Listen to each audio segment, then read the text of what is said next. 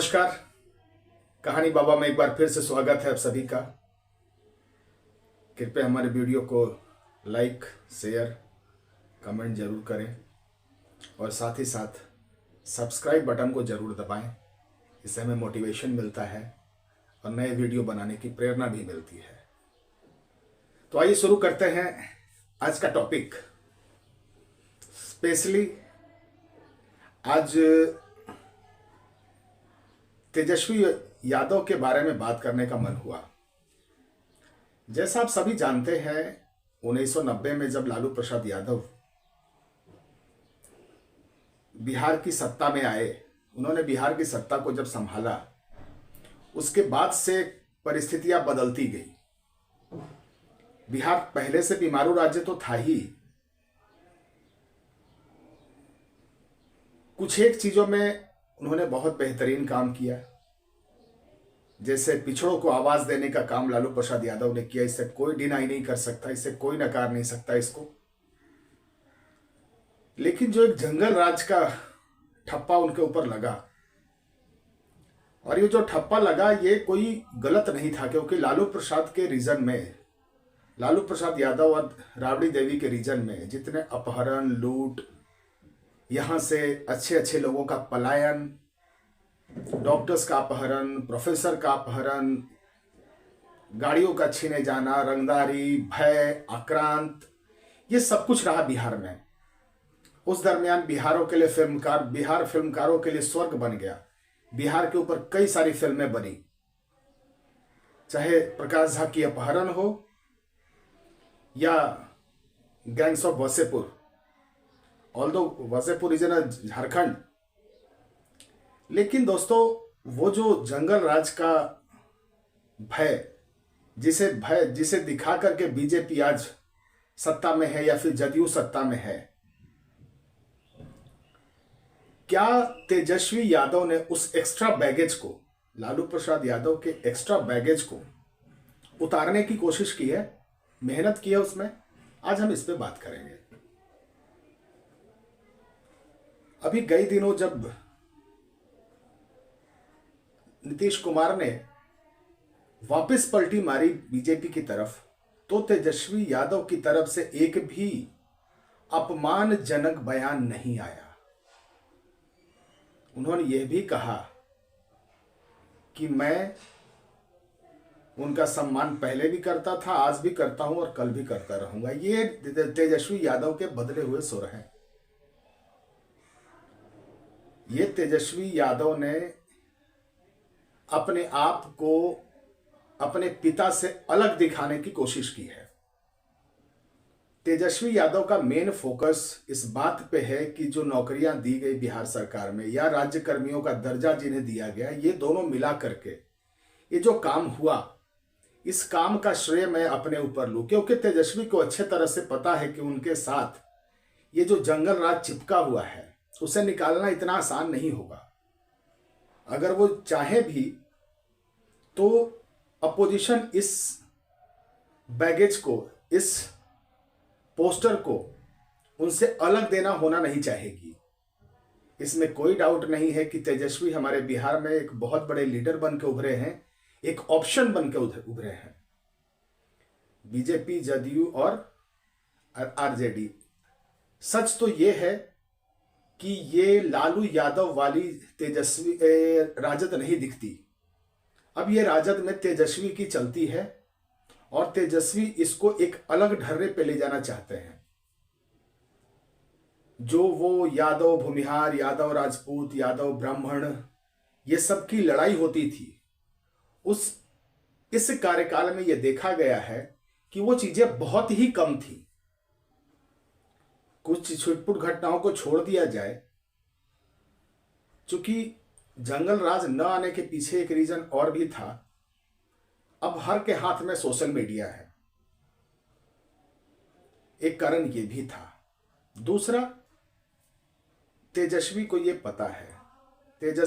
पता है कि जो वो एक्स्ट्रा बैगेज लेकर चल रहे हैं अपने पिता का, न चाहते हुए भी, उस बैगेज से उन्हें बहुत ही नुकसान उठाना पड़ेगा, क्योंकि वो जनता 90s की अब जनता नहीं रही। वैसे बिहार पहले से भी काफी पॉलिटिकली इंप्रूव्ड स्टेट था, लेकिन चूंकि यहां का सामाजिक समीकरण कुछ ऐसा है, सामाजिक ताना बाना कुछ ऐसा है, जिसके कारण आज आप देख रहे हैं कि सबसे छोटी पार्टी होते हुए भी नीतीश कुमार मुख्यमंत्री है 9वीं बार। ये सामाजिक ताना बाना के कारण ही ऐसा है। जहां पे मांझी जी की 4 सीट की वैल्यू इतनी ज्यादा बढ़ जाती है, ये सामाजिक ताना बाना ही है कि जहां पे मांझी जी को भी सीएम पोस्ट ऑफर कर दिया जाता है। तो तेजस्वी यादव ने कभी भी ऐसा कोई भड़काऊ भाषण नहीं दिया है। अपने कार्यकाल के दौरान उन्होंने कोई भी ऐसा जाति पाति पे लालू यादव की तरह वो तेल पिलावन लाठी रैली इस टाइप का कोई काम नहीं किया है उन्होंने, ये तो मानना पड़ेगा।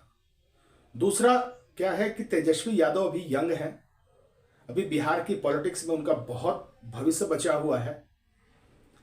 वो अगर इस बात को मानते हैं, वो समझते हैं इस बात को कि उनके ऊपर जो चिपका हुआ है वो इतनी आसानी से नहीं जाएगा, इसीलिए उनके कार्यकर्ता, उनके जितने भी प्रवक्ता, उनके जितने भी नेता हैं, सब एक ही सुर में बात बोल रहे हैं कि आज तक 17 साल या 18 साल की जो सरकार रही है नीतीश कुमार की, उसमें इतनी नौकरियां क्यों नहीं आई? नौकरी तेजस्वी जी के आने के बाद ही क्यों हुई? जबकि तेजस्वी पहले भी कहते थे कि 10 लाख नौकरी हम पहली कैबिनेट में देंगे, तो हमने 1 महीने में वो करके दिखाया। ये हो गई एक बात। दूसरी बात, जदयू के साथ भी रहकर जब पहली दफा आरजेडी आई थी जदयू साथ में, उस समय लॉ एंड ऑर्डर की स्थिति ज्यादा खराब हुई थी। खराब तो इस बार भी हुई, नो डाउट, लेकिन कंपैरेटिवली कम हुई। इस बार जो सारी सिचुएशन थी वो एक अलग ढर्रे पे चली गई। बिहार में जो माफिया है, हमारे लैंड माफिया, शराब माफिया और बालू माफिया, इन लोगों ने उन सारे सिस्टम को बदल दिया। अब सब कुछ अपराध सिस्टमेटिक ढंग से हो रहा है। अब अपराध बालू माफिया के द्वारा किए जाते हैं, एक पैरेलल इंडस्ट्री खड़ी हो गई है दारू की, और एक भू माफिया। अगर आप बिहार में कहीं पटना में फ्लैट लेना चाहते हैं तो मुंबई के बाद सबसे महंगा फ्लैट पटना में ही आपको मिलेगा। उतने में आप नोएडा, अहमदाबाद, सूरत या फिर किसी और लखनऊ में 2 फ्लैट ले लेंगे, उतना फ्लैट आपको पटना में महंगा मिलेगा। ये बिहार में भूमाफियाओं की कारस्तानी है। 1 करोड़ रुपए से कम का कट्ठा का प्लॉट आपको पूरे पटना में कहीं नहीं मिलेगा। तो ये है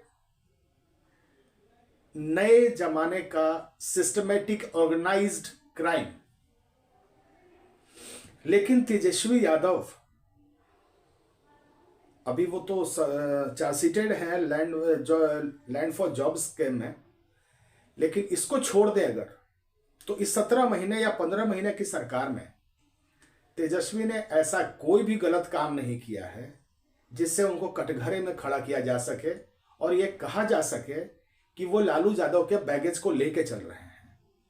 उन्होंने भरपूर कोशिश की है, उन्होंने भरपूर प्रयास किया है कि उनके ऊपर से जो जंगल राज का टैग है, जो चिपका हुआ है, वो निकल जाए। अब देखने वाली बात यह है कि आने वाली जो विधानसभा चुनाव है, आने वाला जो विधानसभा चुनाव है, लोकसभा की बात मैं नहीं करता क्योंकि लोकसभा में बिहार के मतदाता हो या सारे मतदाता हो, जो भी मतदाता हो वो अलग अलग वोट करते हैं। ये तेजस्वी के नाम पे मतदान नहीं होने वाला 2024, ये मतदान होने वाला है विपक्ष वर्सेस मोदी। तो इसमें मैं ना तो कोई क्रेडिट दूंगा तेजस्वी को और ना कोई डिस्क्रेडिट दूंगा। ये जो क्रेडिट है, ये क्रेडिट तेजस्वी यादव को विधानसभा चुनाव 2025 में मिलेगा और तेजस्वी यादव उसी की तैयारी कर रहे हैं। वो जनता के बीच जाना चाहते हैं, जनता के बीच जाकर के वो अपने किए गए कार्यों को बताना चाहते हैं। वो कहना चाहते हैं कि ये जितने भी डेवलपमेंट के कार्य हुए वो सब राजद के पास थे, सारे मंत्रालय, और उस मंत्रालय से जो भी वैकेंसीज आई वो सब हमने किया। अब ये दोनों पार्टियां जदयू और आरजेडी, ये दोनों इस कार्य को खुद का क्रेडिट लेने के होड़ में रहेंगी। देखना ये होगा कि ये क्रेडिट किसको जनता देती है, क्योंकि चुनाव में सर्वोपरि तो जनता ही होती है। लेकिन एक बात मैं बड़े विश्वास से कह सकता हूं कि तेजस्वी यादव ने 17 महीने में ऐसा कुछ गलत कार्य नहीं किया जिससे कि उनके बारे में कहा जा सके कि वो अपने पिताजी के बैगेज को एक्स्ट्रा लेके चल रहे हैं। दोस्तों, यदि वीडियो अच्छा लगा तो कृपया सब्सक्राइब करें, लाइक करें, शेयर करें और कमेंट करें। और आप ये बताएं कि क्या आपको लगता है कि सही मेरे द्वारा कही गई बातें सही हैं या गलत। धन्यवाद।